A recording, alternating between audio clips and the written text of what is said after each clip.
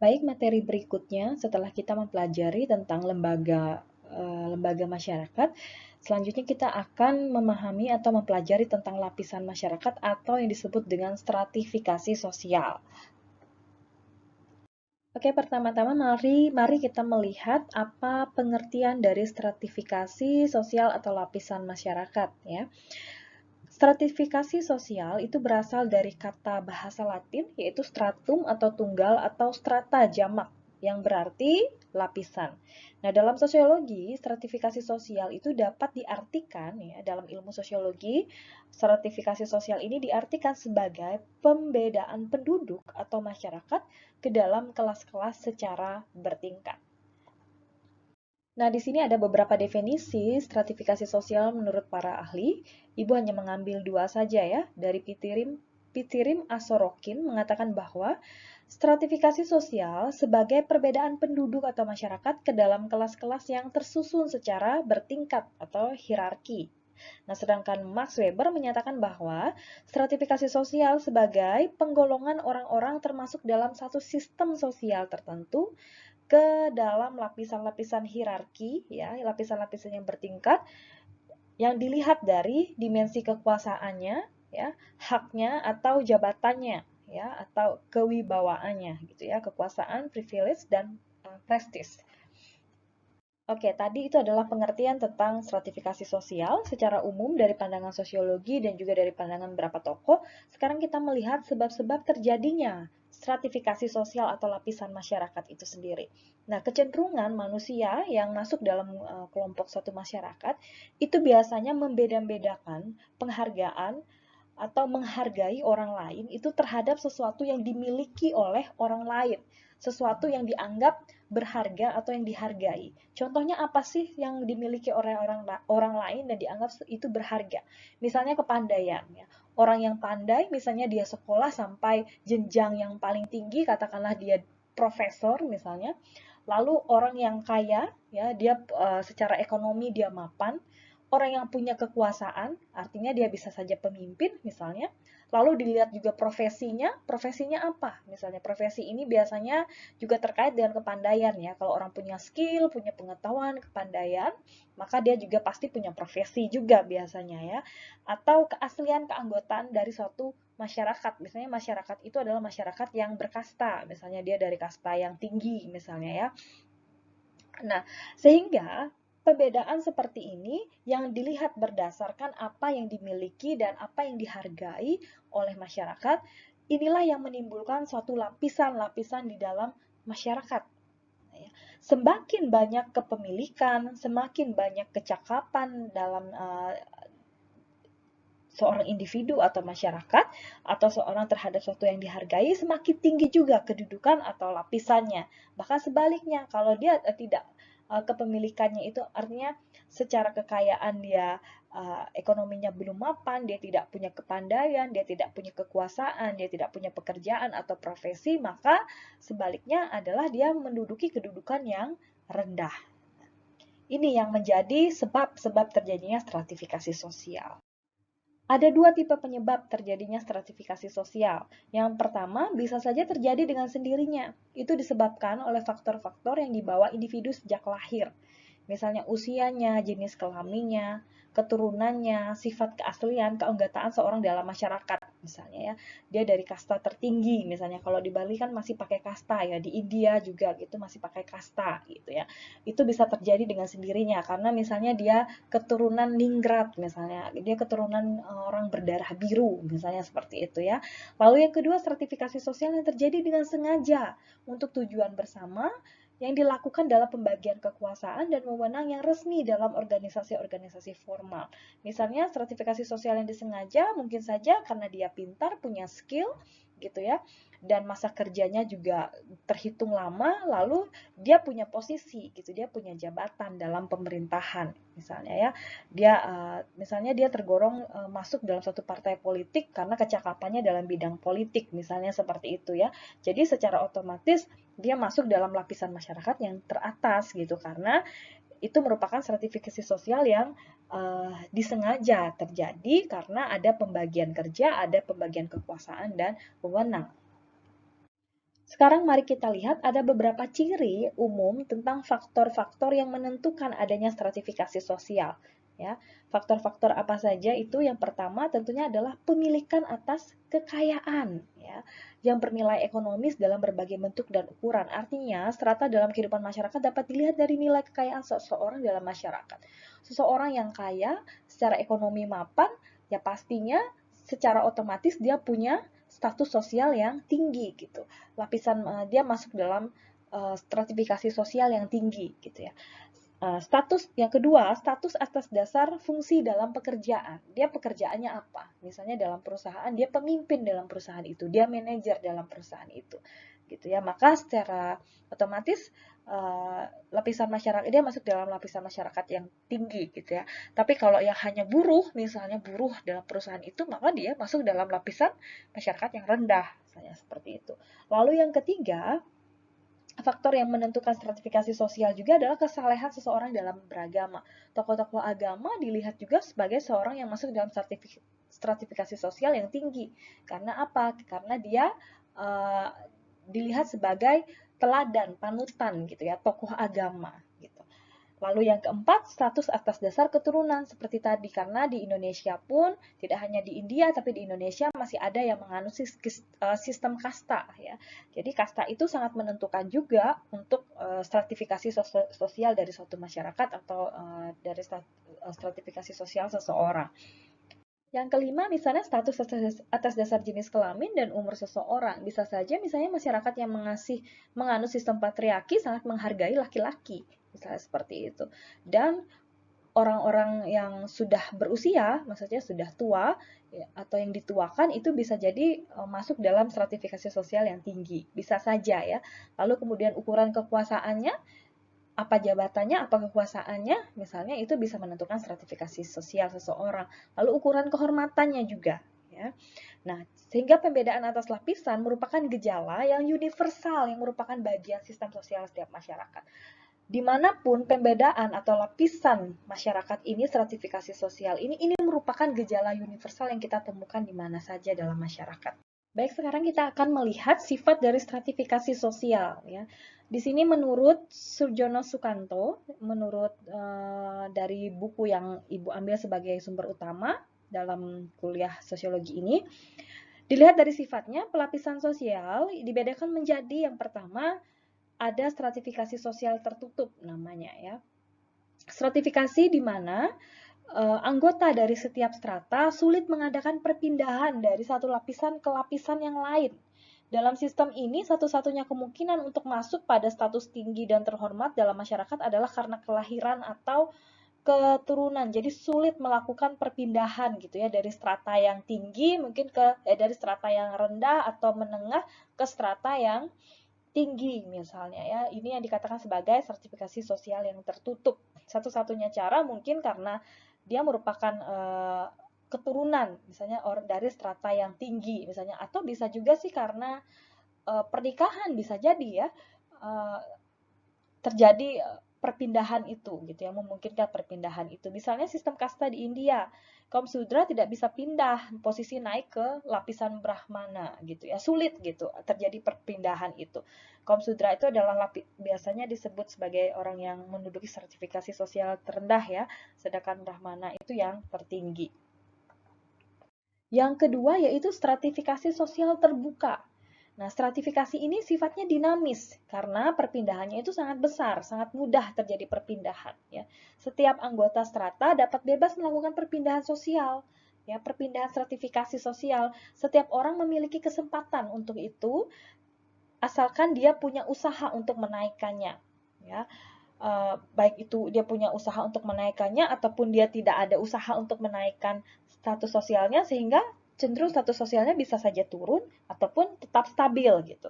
Contoh misalnya ya, untuk sertifikasi sosial terbuka ini, seorang yang miskin karena usahanya bisa saja dia menjadi kaya gitu ya, sehingga ketika dia menjadi kaya secara ekonomi sudah mapan, otomatis status sosialnya juga akan naik gitu ya. Atau sebaliknya orang yang dulunya kaya tapi karena dia tidak bisa mengelola keuangannya, tidak mau berusaha, bisa jadi dia jatuh bangkrut, maka secara otomatis dia masuk dalam stratifikasi sosial yang rendah ya. Contoh lain lagi, seorang yang rendah tingkat pendidikannya dapat memperoleh pendidikan yang lebih tinggi kalau dia punya usaha yang gigih gitu. Walaupun mungkin secara ekonomi dia tidak mapan, tapi misalnya dia dapat beasiswa, lalu bisa sampai di luar negeri, dia sampai sekolah S3 dan dapat pekerjaan jadi profesor gitu ya, sehingga itu pada akhirnya menaikkan statusnya gitu. Nah, yang ketiga yaitu stratifikasi sosial campuran. Jadi stratifikasi sosial campuran ini merupakan kombinasi antara stratifikasi yang terbuka dan tertutup. Nah, misalnya seorang Bali, kalau di Bali kan masih pakai kasta ya. Nah, seorang di Bali berkasta Brahmana, dia mempunyai kedudukan yang terhormat di Bali ya. Namun apabila ia pindah misalnya ke Jakarta di sini ya, dan dia di sana menjadi buruh, walaupun dia secara keturunan dia adalah keturunan Brahmana, tapi ketika dia pindah ke Jakarta, kemudian dia bekerja, dia menjadi buruh, maka ia tetap memperoleh kedudukan yang rendah gitu ya.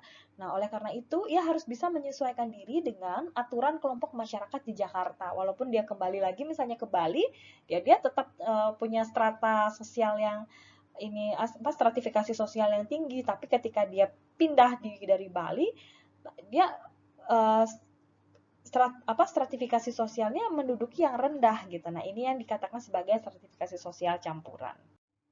Di dalam stratifikasi sosial atau lapisan sosial ya, senantiasa kita jumpai istilah kelas juga ya, kelas sosial gitu ya. Bahkan sering kita mendengar istilahnya malah kelas sosial ya, yang sering kita dengar istilahnya. Nah, pengertian kelas adalah sama saja sejajar dengan pengertian lapisan sebenarnya, tanpa membedakan apakah dasar lapisan itu misalnya faktor uang, tanah, kekuasaan atau dasar lainnya. Ada pula yang menggunakan istilah kelas sosial hanya untuk lapisan yang berdasarkan atas unsur ekonomi ya. Nah, ada memang yang menggunakan istilah kelas sosial itu hanya berdasarkan atas dasar misalnya unsur ekonomi ya, kepemilikan harta benda. Nah, sedangkan lapisan yang berdasarkan atas kehormatan itu dinamakan oleh beberapa orang itu sebagai kelompok kedudukan atau status group. Nah, apa yang menjadi dasar dari stratifikasi sosial? Jadi di antara lapisan atas dengan yang terendah terdapat lapisan yang jumlahnya pasti relatif banyak ya. Biasanya lapisan atas tidak hanya memiliki satu macam saja dari apa yang dihargai oleh masyarakat ya. Jadi tidak hanya secara ekonomi saja, mungkin dia secara profesi gitu ya, secara jabatan misalnya seperti itu. Akan tetapi kedudukan yang tinggi itu sebenarnya dia bersifat kumulatif ya. Artinya mereka yang punya uang banyak akan mudah sekali mendapatkan tanah, kekuasaan dan mungkin juga kehormatan.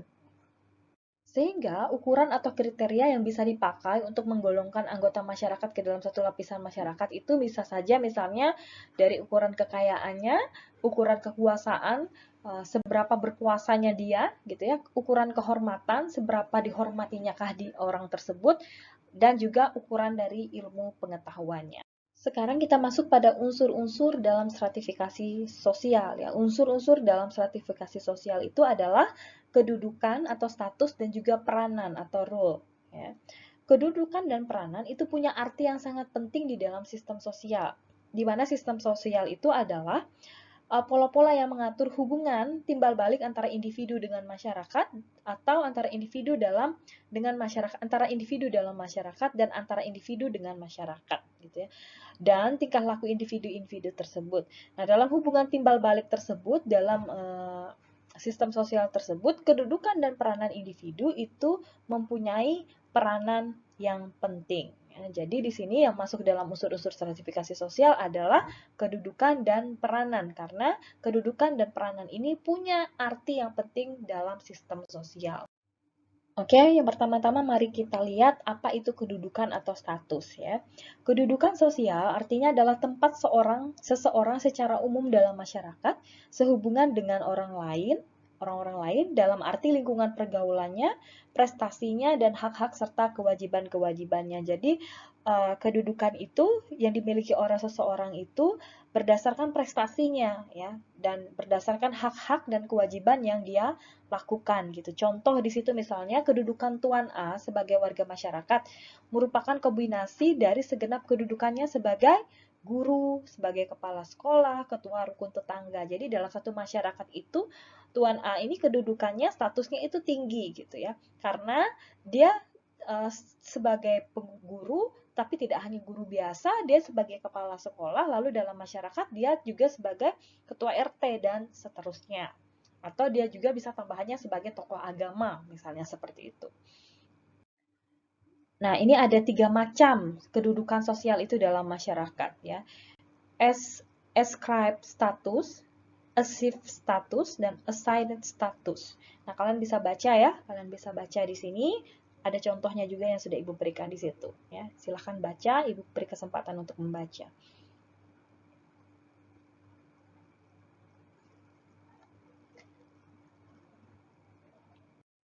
Lalu yang selanjutnya kita akan bahas tentang peranan. Tadi kedudukan atau status ya. Lalu yang kedua adalah peranan, di mana tadi status, kedudukan, dan peranan ini kan merupakan hal yang sangat penting dalam satu sistem sosial, dan dia termasuk dalam unsur-unsur yang terdapat dalam stratifikasi sosial. Nah, status sosial, kalau berbicara tentang kedudukan sosial tadi atau status sosial tadi, dia merupakan unsur yang statis ya. Statis yang menunjukkan tempat individu dalam organisasi masyarakat, kedudukan dari seorang individu itu dalam organisasi masyarakat. Nah, tapi kalau peran atau peranan itu lebih menjurus pada fungsi yang dilakukan oleh seseorang itu dalam masyarakat. Dia punya kedudukan apa, lalu kedudukannya itu akan menentukan peranannya dalam masyarakat. Ya. Sehingga keduanya itu nggak bisa dipisahkan, karena satu dengan yang lainnya akan saling berhubungan. Ya. Jadi kedudukannya, misalnya dia kedudukannya tinggi, secara status sosial dia tinggi karena dia menjalankan peranannya misalnya sebagai guru, sebagai tokoh agama, sebagai ketua RT, dan lain sebagainya. Nah, berdasarkan cara memperolehnya, peranan juga dibedakan menjadi 2. Kalian bisa baca ya, ada peranan bawaan, ada contohnya juga di situ, ada peranan pilihan. Silahkan dibaca ya.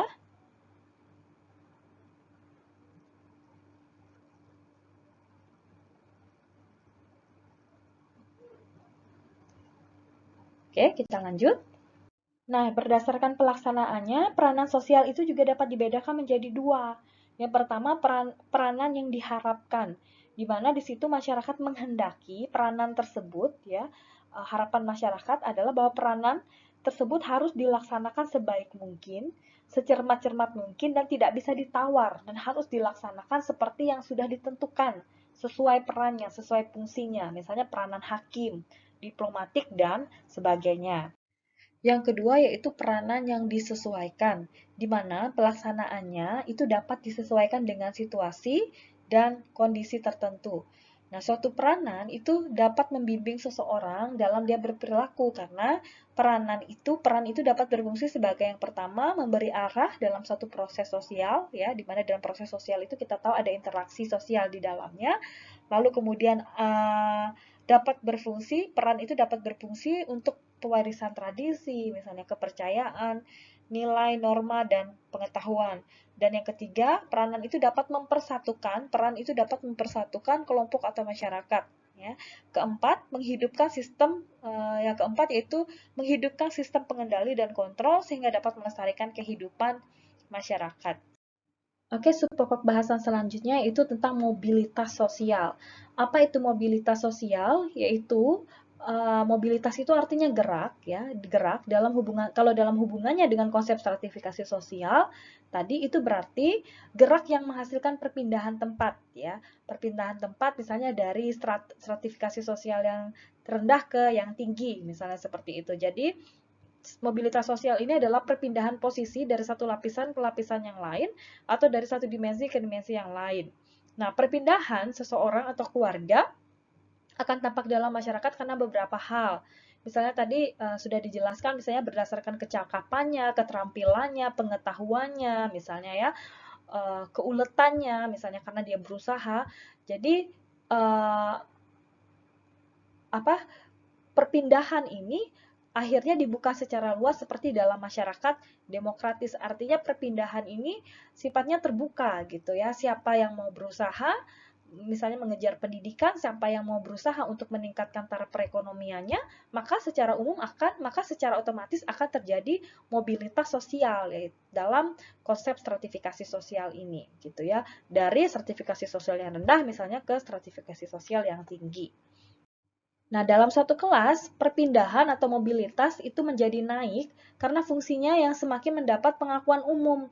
Yang awalnya dia adalah orang yang uh, ada pada status sosial lapisan masyarakat yang rendah, tetapi karena dia giat berusaha untuk menaikkan taraf perekonomiannya, maka dia juga akan mendapatkan pengakuan umum gitu ya. Nah, seperti para pemimpin pergerakan kemerdekaan juga contohnya di sini, di Indonesia itu menjadi kelompok elit pada saat Indonesia merdeka karena mereka yang mengusahakan kemerdekaan Indonesia gitu ya. Maka secara umum mobilitas mereka menjadi naik gitu ya, lapisan masyarakat, stratifikasi sosial mereka menjadi naik. Oke, pada dasarnya secara umum mobilitas atau perpindahan itu dalam stratifikasi sosial masyarakat yang sering terjadi adalah yang pertama mobilitas sosial secara vertikal. Nah, ini bisa kalian baca sendiri ya. Di situ sangat jelas sekali ya, dalam PPT ini.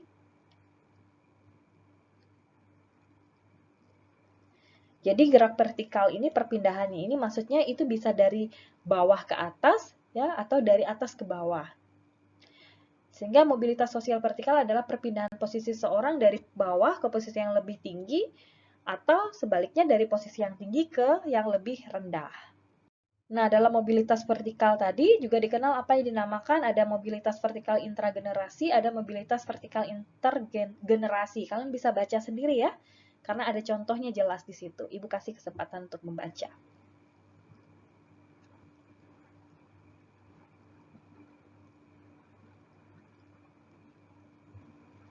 Oke, cukup ya. Kita lanjut lagi. Oke, yang kedua, mobilitas sosial secara horizontal. Kalian bisa membaca ya pengertiannya. Ibu kasih kesempatan membaca.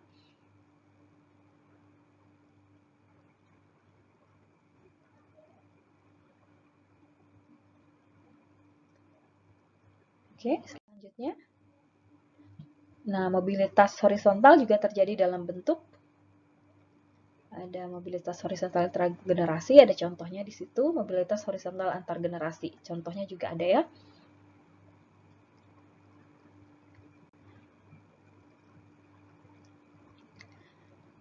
Oke, terima kasih. Cukup sekian untuk materi stratifikasi sosial atau lapisan masyarakat. Semoga bisa dipahami dengan baik. Oke, terima kasih. Selamat siang.